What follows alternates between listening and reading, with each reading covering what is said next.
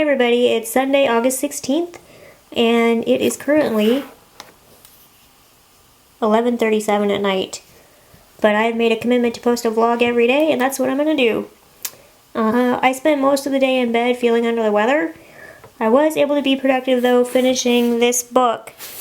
It's called The Power of Habit, and it was assigned reading as part of the improvement course that I'm taking, volunteering for actually at Stanford.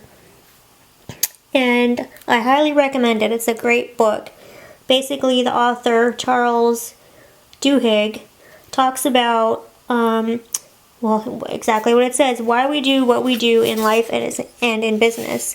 And he, in very intelligent but accessible prose, writes about how the neurology of the brain and how habit, where that resides in the brain,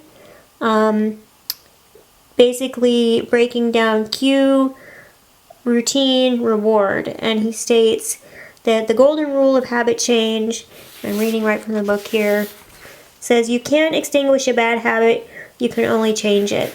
So he goes through and gives different examples of how, anecdotally in different case studies, people's lives, and in corporations, changing people's habits cultivates larger scale institutional change and very powerful personal change.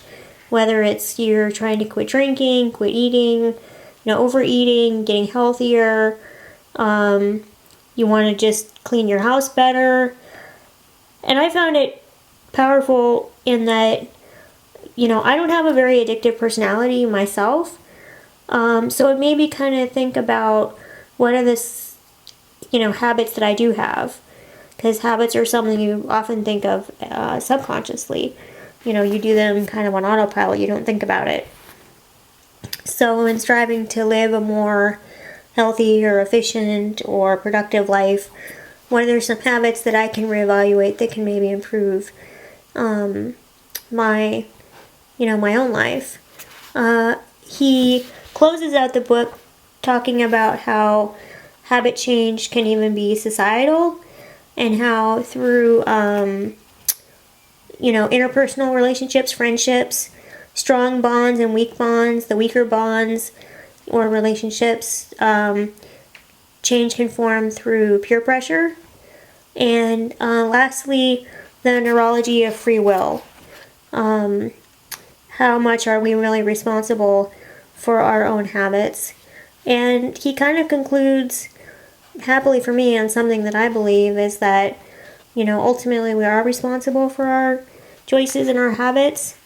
And, put most simply, I think that if you have a problem, you should fix it. And I know some problems are harder than others, and there's limitations, there's no absolutes. But I get pretty impatient when I hear people, whining or complaining about a problem, and then they don't even make an attempt to fix it. So, yeah, I really recommend this book. I'm glad I finished it. I need to now go and make some notes on it for presenting. We're going to present as a group, so looking forward to how that's going to come together. Let's see, what else? I took a time lapse tonight. I've never done that before, so I'm interested to see how that came out, and hopefully I can incorporate that as part of today's vlog.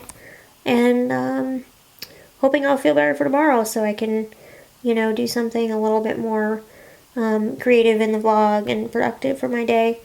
But at any rate, that's it for tonight. So hope you have had a good weekend, and I'll see you tomorrow.